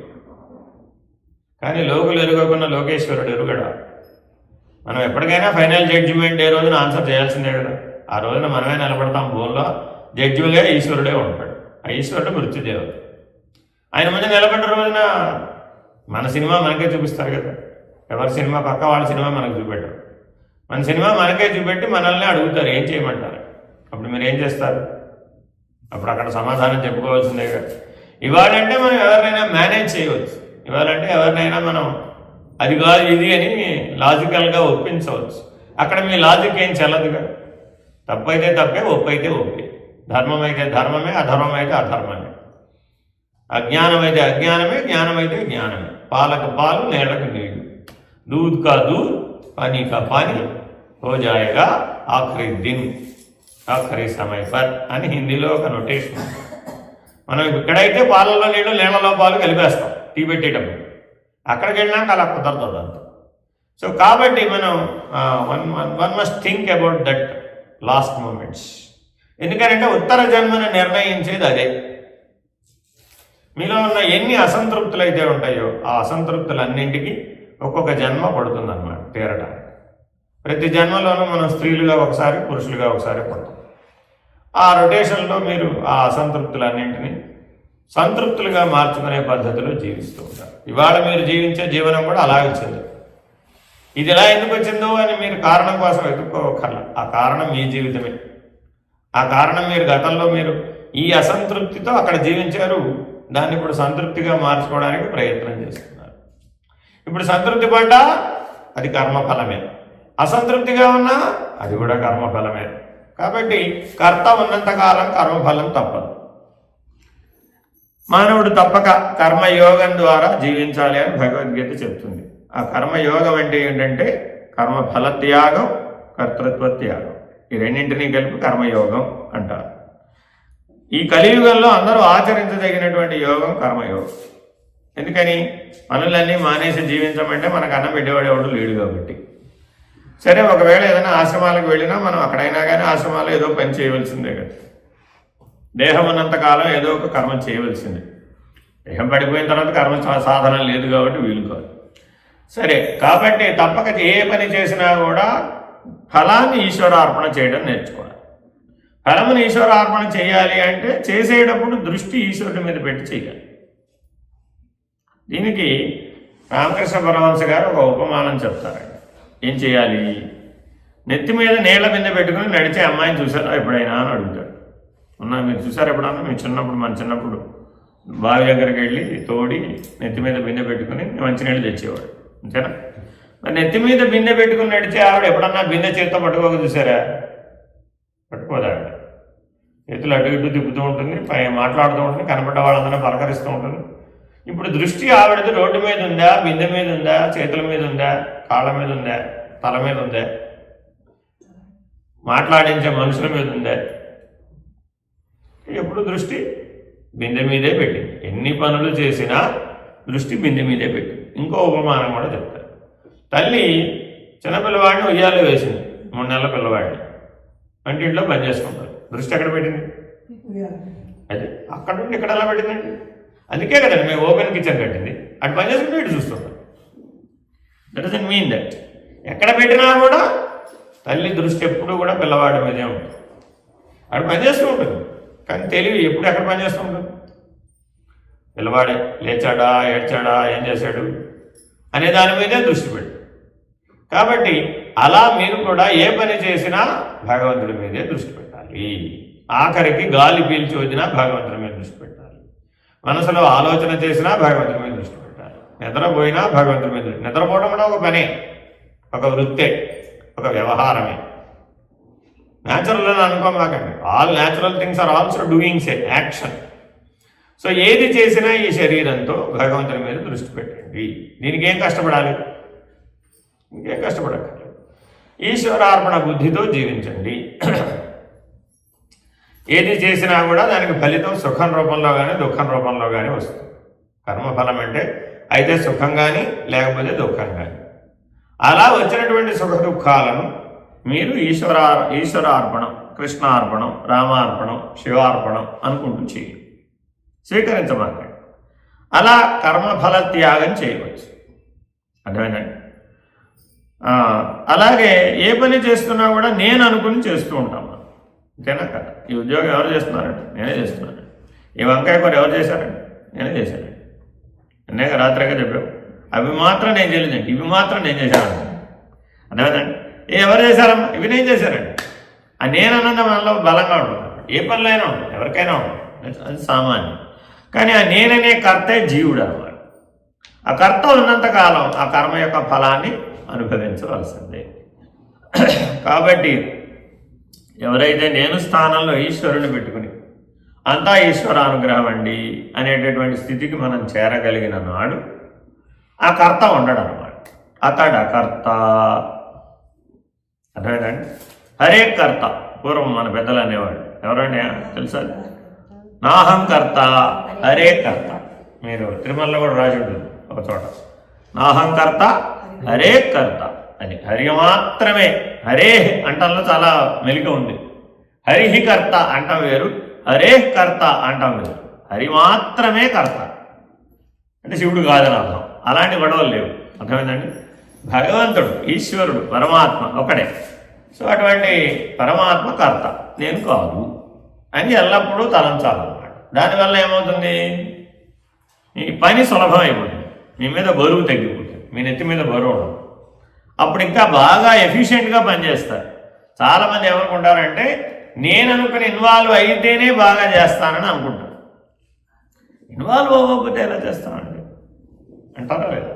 You should feel the chair, then only you will do it అంటారు. And you feel the chair, అప్పుడేమైంది, ఆ చైర్కి అతుక్కోవడం. చైర్ లేకపోతే నేను లేను అనుకునే దశకు వచ్చేస్తాను చివరికి. ఇప్పుడు అన్ని రంగాలలో ప్రాబ్లం దేంతో ఉంది, చైర్తోనే, అంతేనా కదా? మీ పక్కవాడికి మీకంటే పై చైర్ వస్తుందండి, అప్పుడు మీరు ఏం చేస్తారు? మీరు కూడా ఆ చైర్ కోసం ట్రై చేస్తారు, అంతేనా కదా? ఎందుకని ప్రమోషన్ ఎవరు వదులుకుంటారండి అంట, అంతేనా కదా? సో చైర్ నువ్వు అయ్యే అవకాశం ఉంది ఎప్పటికైనా. నీ వలన చైర్కి విలువ రావచ్చేమో కానీ చైర్ నువ్వు అయ్యే అవకాశం లేదు. Very very important. అలాగే మనం నిత్య జీవితంలో కూడా ఎన్నో పాత్రలను పోషిస్తామో పోషించాము. మీరే అబ్బాయి, మీరే కొడుకు, మీరే తండ్రి, మీరే తాత, మీరే ముత్తాత, అంతేనా కాదా? ఇప్పుడు నలుగురు ఉన్నారా, ఒకరున్నారా? ఒకడే ఉన్నాడు. కానీ మనం 4 పాత్రలు పోషిస్తాం. 4 కాదు, ఇంకా 40 పాత్రలు కూడా పోషిస్తాం, రకరకాల మానవ సంబంధాలు. కానీ అవన్నీ పాత్రలేనా మీరా? అందులో ఏది సత్యం? ఎవరో పలకరించారు, ఏం బాబాయ్ బాగున్నావా? బాగున్నానరా. ఏం పెదనాన్న బాగున్నావా? బాగున్నానరా. అంటే బావగారు ఎలా ఉన్నారు అన్నారు ఒక ఆయన. బాగున్నారా అన్నారు ఇంకో చోట, అంతేనా కాదా? పలకరింపును బట్టి నీ పలకరింపు బాగానే ఉంది, కానీ ఇందులో ఏది మీరు? బావగారా, పెదనాన్న, బామ్మరిదా, లేకపోతే చిన్నాన్న, పెదనాన్న, చిన్న తాతయ్య, పెద్ద తాతయ్య? ఏది కాదు. అవన్నీ జస్ట్ మీరు వేసిన పాత్ర. ఒక నటుడు పాత్రలు వేసేటప్పుడు అనేక రకాల మేకప్లు వేసుకోవడానికి మేకప్ సామాన్ పెట్టుకుంటాడు. ఎన్టీఆర్ గారి గురించి చెప్తుంటారు, ఆయనకు ఒక ఈ సైజు బేస్మెంట్ ఉందండి. మీరు ఎప్పుడైనా కావాలంటే ఎన్టీఆర్ గారి ఇంటికి వెళ్ళి చూస్తే ఇలాంటి బేస్మెంట్ సైజు ఇల్లు కూడా ఉంటుందండి. ఈ మొత్తం ఆభరణాలు వ్యవహారం అంతా ఉంటుందన్నమాట. ఆయన దాదాపు 6 గంటలు పడుతుంది ఆయనకి మేకప్. ఏదైనా ఒక పాత్రకు సంబంధించింది మేకప్ శాంతం పూర్తిగా వేయించుకోవాలంటే ఓ కృష్ణుడు, ఓ రాముడు, ఓ రావణాసురుడు, ఓ దుర్యోధనుడు, ఇలాంటి పౌరాణిక పాత్రలకు మేకప్ వేయాలంటే మినిమం 6 అవర్స్ పడుతుందండి. ఆయన టిఫిన్ చేసి వచ్చి తెల్లవారుజామున 3 లేచి టిఫిన్ చేసేసి 4 గంటలకల్లా వచ్చి కూర్చుంటే మేకప్ మ్యాన్ తెల్లవారుజామున 4 వచ్చి 10 మేకప్ కంప్లీట్ చేసి ఆయన స్టూడియోకి పంపించాలి. అది షెడ్యూల్. అన్నీ లైన్లో పెట్టుంటాయి, అన్నీ సెలెక్టివ్గా. రాముడు అయితే ఈ కిరీటం, కృష్ణుడు అయితే ఆ కిరీటం, రావణాసుడు అయితే ఈ కిరీటం, దుర్యోధనుడు అయితే ఆ కిరీటం, ఇట్లా అన్నీ ఉంటాయి అన్నమాట. మరి ఇప్పుడు ఇందులో ఏదైనా ఏది కాదు, ఇంతేనా కాదా? అలాగే మీరు కూడా ఏది కాదు. మీరు వేసే పాత్రలు ఏవి మీరు కాదు. మీరు అన్నయ్య, అక్కయ్య, చెల్లెలా, తమ్ముడా? ఇది కాదు మీరు. ఎందుకని? మీ గాఢ నిద్రావస్థలో ఈ పాత్రలు ఏమైనా పనిచేస్తున్నాయి? All disappear. మెలకువలో ఎపియర్, అంతేనా? అదే గాఢ నిద్రలో డిజపియర్. సత్యమైతే ఎప్పుడు ఉండాలిగా. ఏకకాలంలో మీరు ఎన్ని మానవ సంబంధాలలో పాత్రలు ధరించారో ఆ 20 పాత్రలు ఒకేసారి ప్రత్యక్షమయ్యే అవకాశం ఉందా ఏకకాలంలో? కాబట్టి లేనిది ఉన్నది అనుకుంటున్నాం. అక్కడ ఏమనుకున్నామండి? వాస్తవానికి ఆ పాత్రలన్నీ లేవు, కానీ ఉన్నాయనుకుంటామా లేదా? Very important. రోజువారీ జీవితంలో ఆ పాత్రలతోనే కలిసిపోయి జీవిస్తాం. ఆ కలిసిపోవడంలో ఉంది దోషం. అర్థమైందండి? ఎవరైనా పాత్రలతో కలిసిపోతారా? పాత్రలు సత్యం అనుకుంటారా? అనుకోకూడదు కదా, అంతేనా కదా? పాత్రలు అనేవి ఎటువంటివి? మనం వేసుకున్నటువంటి వస్త్రం లాంటివి. మీరు వేసుకున్న వస్త్రంతో మీరు కలిసిపోతారా? ఎప్పటికైనా కలవగలరా? మనం పుట్టినప్పటి నుంచి 100 ఏళ్ల పాటు అనేక రకాల వస్త్రాలు వేసుకుంటామమ్మా. ఏ వస్త్రాలతో మనం కలిసిపోయాం? వస్త్రాలతో ఎలా కలిసిపోతామండి? అవసరం కొద్దీ వేసుకున్నాం, అవసరం అయిపోతే తీసి పక్కన పెట్టేసాం. ఏ పాత్ర అయినా అంతే. కానీ ఆ పాత్రకు సంబంధించిన ధర్మాన్ని నెరవేర్చాలా వద్దా? చేయాలి. తల్లిగా చేయవలసిన డ్యూటీ చేయాలి, తండ్రిగా చేయవలసిన డ్యూటీ చేయాలి, తాతగా చేయవలసింది చేయాలి. ఏ పాత్రకు ఆ పాత్ర చేయవలసిన కర్తవ్యం ధర్మం చేయాలి. ఎలా? ఈశ్వరుడి మీద దృష్టి పెట్టి నిమిత్త మాత్రంగా అంటకుండా. కనుక ఉపమానం చెప్తారు. పద్మపత్ర మీమాంస అంటే తామరాకు మీద నీటి బొట్టు వలె అన్ని పాత్రలలో చక్కగా నీ కర్తవ్యాన్ని, నీ ధర్మాన్ని ఆచరించు. శివుడు తన పని తాను చేస్తున్నాడా లేదా? తన కర్తవ్యాన్ని నిర్వహిస్తున్నాడా లేదా? అలాగే నువ్వు కూడా నిర్వహించు. అప్పుడు నీకు దానివల్ల ఏమీ ఇబ్బంది ఉండదు. ఈ రకంగా మనం కర్మయోగాన్ని కనుక మనం ఆచరించినట్లయితే, సమబుద్ధితో జీవించినట్లయితే, అర్థమేనండి? యోగం అంటే ఏంటంటే యోగం సమత్వం ఉచ్యతే. యోగం అంటే ఏంటండి? యోగం సమత్వం ఉచ్యతే. సమత్వానికి ఆపోజిట్ విషమత్వం. వేరు వేరే అనుకోవడం భోగం.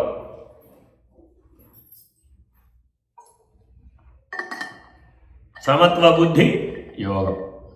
ఈ దృష్టితో కర్మలను ఆచరించాలి. అలాగే యోగం అంటే మరొక అర్థం కూడా ఉంది. పతంజలి ఇచ్చాడు. యోగాత్ కర్మసు కౌశలం అంటే అర్థం ఏంటి? నైపుణ్యంగా కర్మ చేయడం అని కాదు. కౌశలం అంటే నైపుణ్యం. సుకౌశలం మంచి కౌశలంతో పనిచేసుకోవాలట. కానీ మీరు చేసే అన్ని పనులలో మంచి కౌశలం సంపాదిస్తున్నంత మాత్రాన మీరు యోగి కాదా?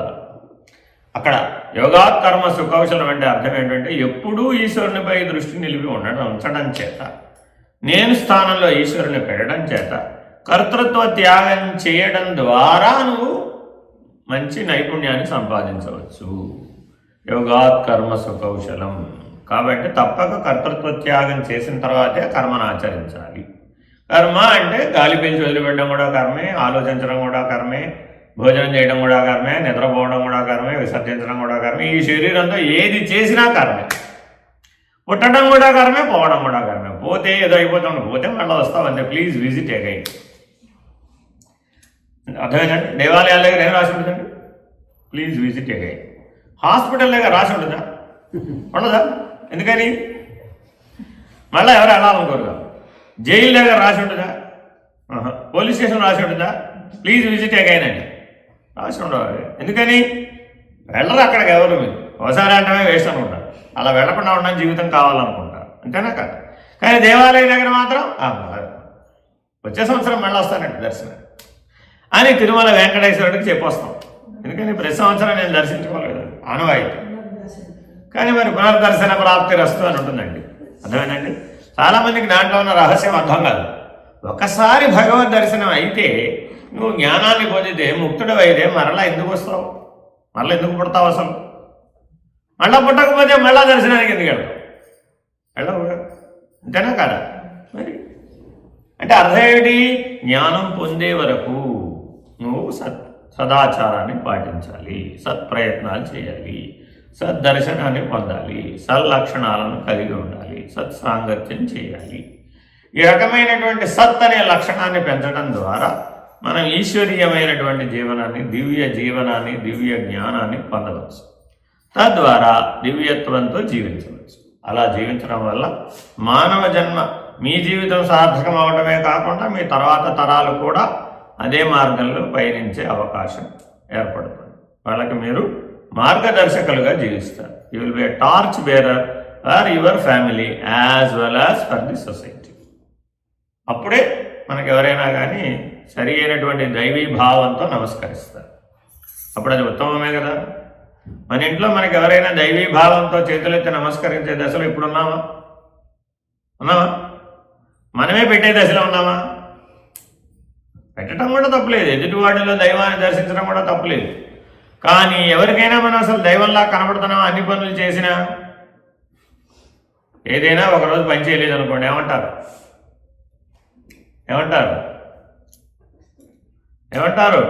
What happen today? రకరకాల పేర్లు వస్తాయి. కానీ మనలో ఉన్న దైవం అప్పుడు ఏమైపోయింది? విస్మరించబడింది. కాబట్టి మనం ఏ కర్మ చేసినా ఎప్పుడు ఎలా ఉండాలి? దైవీ స్థితిలో ఉండి కర్మ చేయాలి, కర్మయోగంగా కర్మ చేయాలి. అంతేగాని ఫలితాన్ని అపేక్షించి కానీ లేదా నేనే కర్తనని కానీ కర్మను ఆచరించకూడదు. నిషిద్ధ కర్మ అసలు చేయకూడదు. విహిత కర్మే చేయాలి, హితమైన కర్మే చేయాలి, సుజ్ఞానంతోనే చేయాలి. అప్పుడే మనం తరించే అవకాశం వస్తుంది కలియుగంలో. హరి ఓం శ్రీ గురుభ్యో నమః.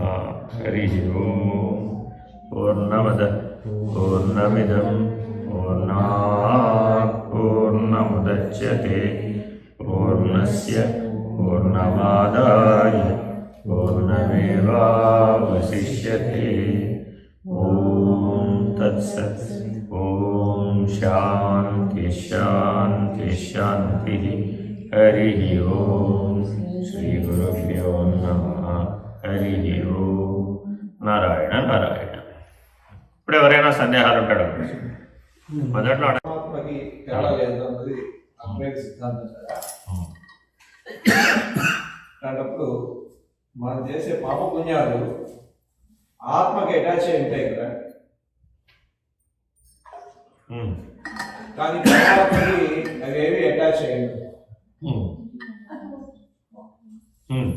సో పరమాత్మకి పాపాలు పుణ్యాలు అటాచ్మెంట్ లేని వాడు, ఈ పాపాలు పుణ్యాలు అటాచ్మెంట్ ఉన్న మన ఆత్మ అంటే మన సూక్ష్మ శరీరం జీవాత్మ, మన జీవాత్మ రెండు వేరే కాదు ఒకటే అయినప్పుడు ఇలా ఎలా ఉంది? వాళ్ళ రెండు కాకపోతే తేడా అయింది. రెండో అయితే ఈ పాప పుణ్యాలు ఎలా అటాచ్ అయింది అన్న ఒక పెద్ద డౌట్ ఉంది. సరే, మీకు చాలా ఏం పర్వాలేదు, పారాయణాలు ఉన్నది కానీ ఏం పర్వాలేదు. స్పెసిఫిక్ గా నాకు స్ట్రైట్ గా చెప్తానండి, చాలా easy. 2 minutes. It takes only 2 minutes. లేదండి, ఆత్మకి 3 స్థాయిలు ఉన్నాయండి. దేహాత్మ, అంతరాత్మ, పరమాత్మ. ఈ 3 పేర్లు మీరు వినే ఉంటారు. దేహాత్మ, అంతరాత్మ, పరమాత్మ. మీకు అంతరాత్మ ఉందా లేదా? No doubt. మీ లోపల సాక్షి, అంతఃసాక్షి ఎవరైతే ఉందో అదే అంతరాత్మ. మీ దేహమే నేననే భావం ఉందా లేదా మీకు? ఉందిగా, అదే దేహాత్మ. ఈ సృష్టి మొత్తానికి ఆధారం పరమాత్మ అనే విశ్వాసం ఉందా లేదా? ఉంది కదా. కాబట్టి ఈ 3 ఉన్నట్టేగా.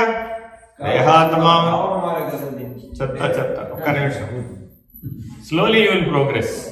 దేహాత్మ, అంతరాత్మ, పరమాత్మ.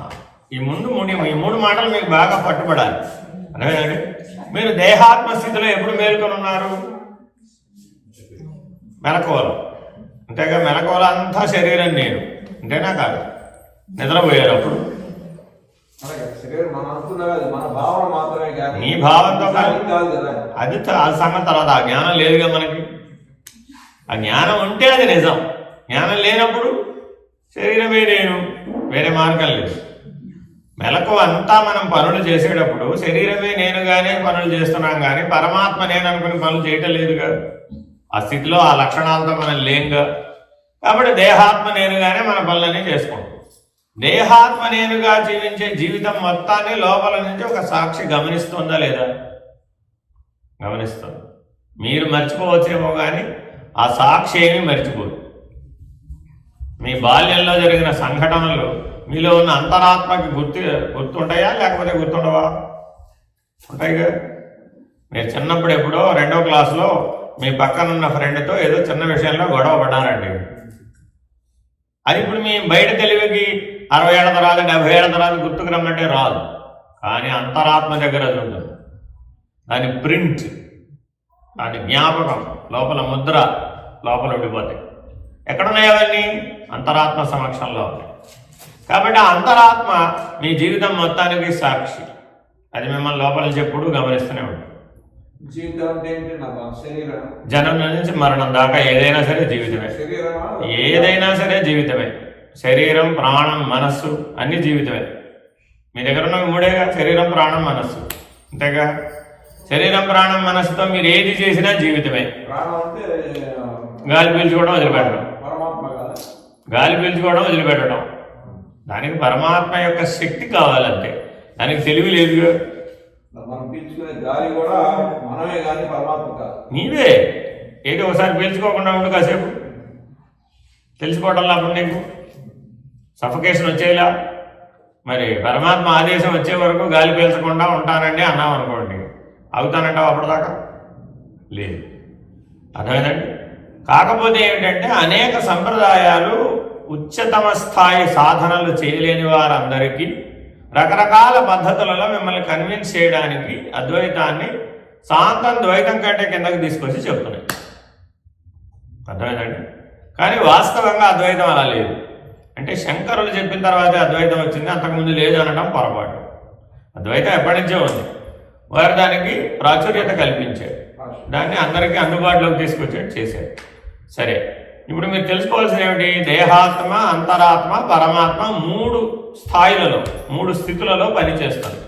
పరమాత్మ ఏమో సృష్టికి సాక్షిగా పనిచేస్తున్నాడు, అంతరాత్మ ఏమో మీ జీవితానికి సాక్షిగా నిలబడింది, మీరేమో జీవితం అంతా దేహాత్మగా పనిచేసుకుంటున్నారు. అన్ని పనులు దేహాత్మగా ఉంటేనే పనులు జరుగుతాయి. ఈ దేహం పడిపోతే ఏం పని చేస్తారు మీరు? ఏం చేయలేదు. కాబట్టి అంతరాత్మకి ఈ దేహాత్మ యొక్క అవసరం ఉందా లేదా? ఉంది. అర్థమైందండి? పరమాత్మకి అంతరాత్మ యొక్క అవసరం ఉందా లేదా? ఏం లేదు. ఎందుకని? ఆయన పనికి ఈయన పని లేదు, కానీ అంతరాత్మకి పరమాత్మతో పని ఉందా లేదా? ఎందుకని? ఏం చేయాలన్నా దీనికి శక్తి ఇచ్చేవాడు ఆయనే, దీనికి స్వయంగా శక్తి లేదు. అర్థమైందండి? ఇలా మనం అర్థం చేసుకోవచ్చు. దీని ఒక ప్రాథమికమైన అవగాహన అంటాం. వాస్తవం కాదు, వాస్తవం కాదండి. ఇది ఉన్న ఆత్మ ఒక్కటే 3 పనులు చేస్తుంది. దేహాభిమానంతో కూడి పనిచేసినప్పుడు దేహాత్మని పిలువబడింది, అంతఃకరణం అనే అభిమానంతో పనిచేస్తే అంతరాత్మని పిలువబడింది, సృష్టి అనే అభిమానంతో కనుక వ్యవహరిస్తే పరమాత్మని పిలువబడింది. ఉన్న ఆత్మ ఒక్కటే. ఉన్న ఆత్మ ఒక్కటే అన్నప్పుడు ఇది అదే అయింది, అది ఇదే అయింది అని ఎలా చెప్తారు? మీరే ఇండియాలో ఉన్నారు, మీరే ఇక్కడ ఉన్నారు, ఒక్కళ్ళేనా ఇద్దరా? మీరు వేరే ఆయన వేరేనండి, మీరు ఆయన ఒకటేనని నిరూపించవచ్చండి అన్నాం. 2 వీడియోలు తెచ్చాం, ఇక్కడ వీడియో అక్కడ వీడియో. ఈయన ఆయన ఒకటేనా అన్నాం. ఎవరైనా చూసి ఏం చెప్తారు? స్పష్టంగా కనపడుతుంది కదా, ఒకటే కదా అన్నారు. అదేంటంటే అక్కడ నేను తండ్రిని, ఇక్కడేమో తాతని. ఎలా పడుతాను? తాతగా వ్యవహారం వేరే, తండ్రిగా వ్యవహారం వేరే. ఇంతేనా కాదా? కాబట్టి మిమ్మల్ని వ్యవహారం బట్టి చెప్పాలా, ఉనికి బట్టి చెప్పాలా?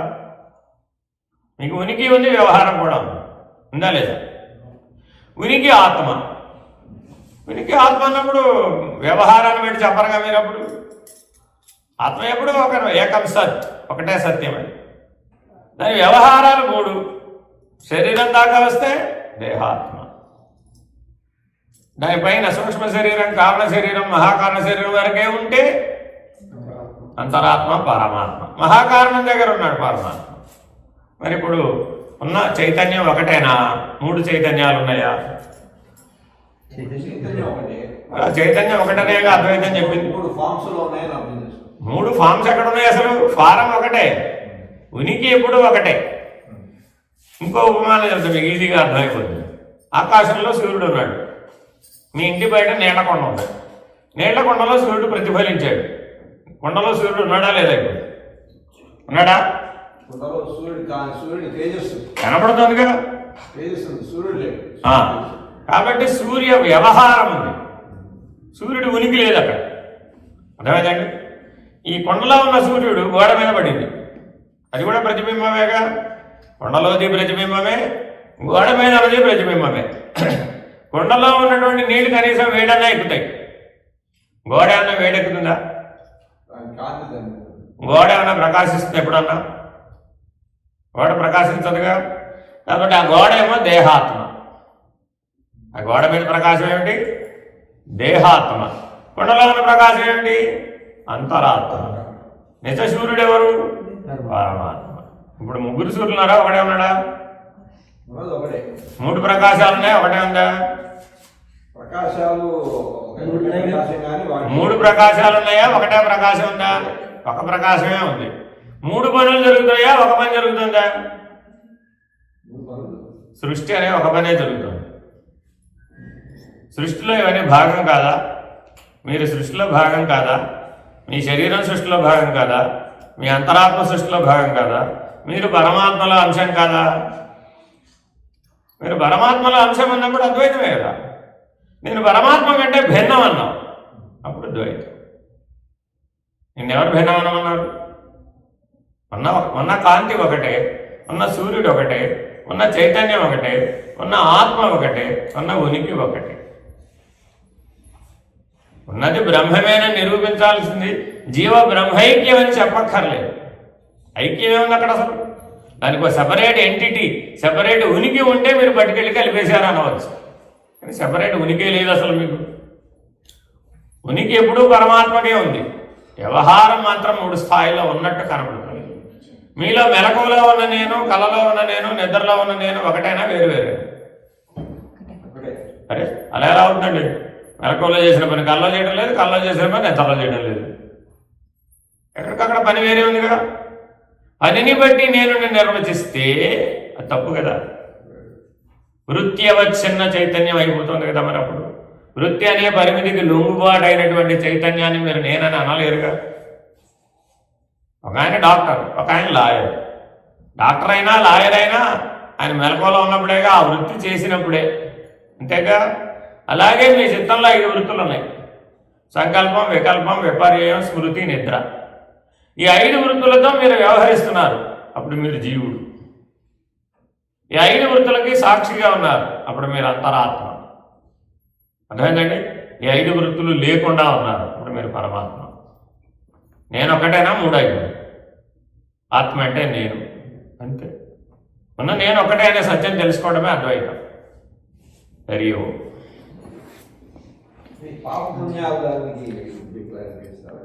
నిర్వచించండి. ఏది పుణ్యం, ఏది పాపం? చేసుకున్న కర్మలు, వాటి ఫలితాలు. జీవాత్మ ఈ శరీరంతో చేసిన కర్మలు కృతం జన్మ నుంచి. ఓకే ఓకే ఓకే ఓకే అంత దూరం వెళ్ళక్కర్లేదు. 18 పురాణానాం అర్ధశ్లోకేన ప్రవక్ష్యామి అని వ్యాస భగవానుడు చెప్పాడండి. పాపాయ పరపీడనం, పరోపకారాయ పుణ్యాయ. పుణ్యం అంటే ఏమిటి? పరోపకారమే పుణ్యం. పాపం అంటే ఏమిటి? పరపీడనం. మీరు చేయక్కర్లేదు, మనసులో అనుకున్నా కూడా అది అయిపోయినట్టే.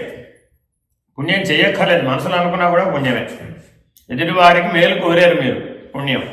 ఎదుటివాడిని బాధించాలనుకున్నారు, ఏ కారణమైనా ఉండవచ్చు దాని వెనకాల, అది పాపం. That's all. అంటే మనసులో జరిగేటటువంటి చర్య, ప్రతిచర్యలే పాప పుణ్యాలు. అర్థమేనండి?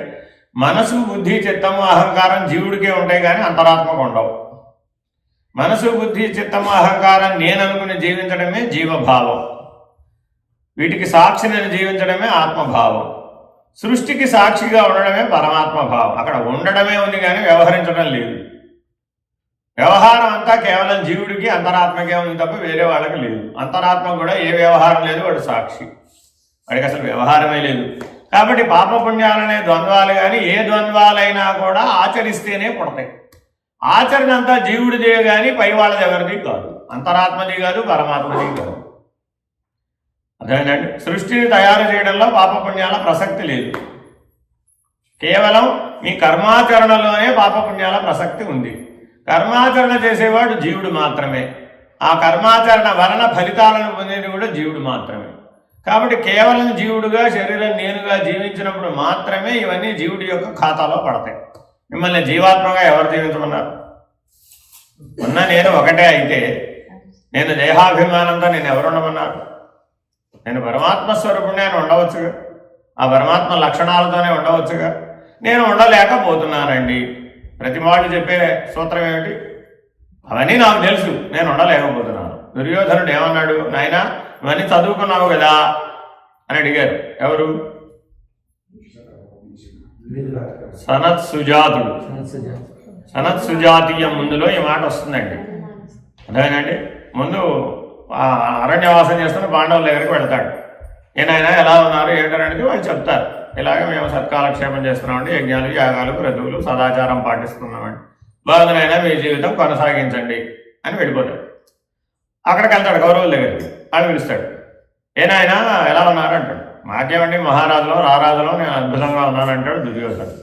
వెరీ గుడ్, నువ్వు అన్ని చదువుకున్నావు కదా చిన్నప్పుడు, అన్ని శాస్త్రాలు చదువుకున్నావు కదా, మరి నీకు ధర్మం తెలుసు కదా, ఎందుకు ఆచరించలేకపోతున్నావు అని అడిగాడు.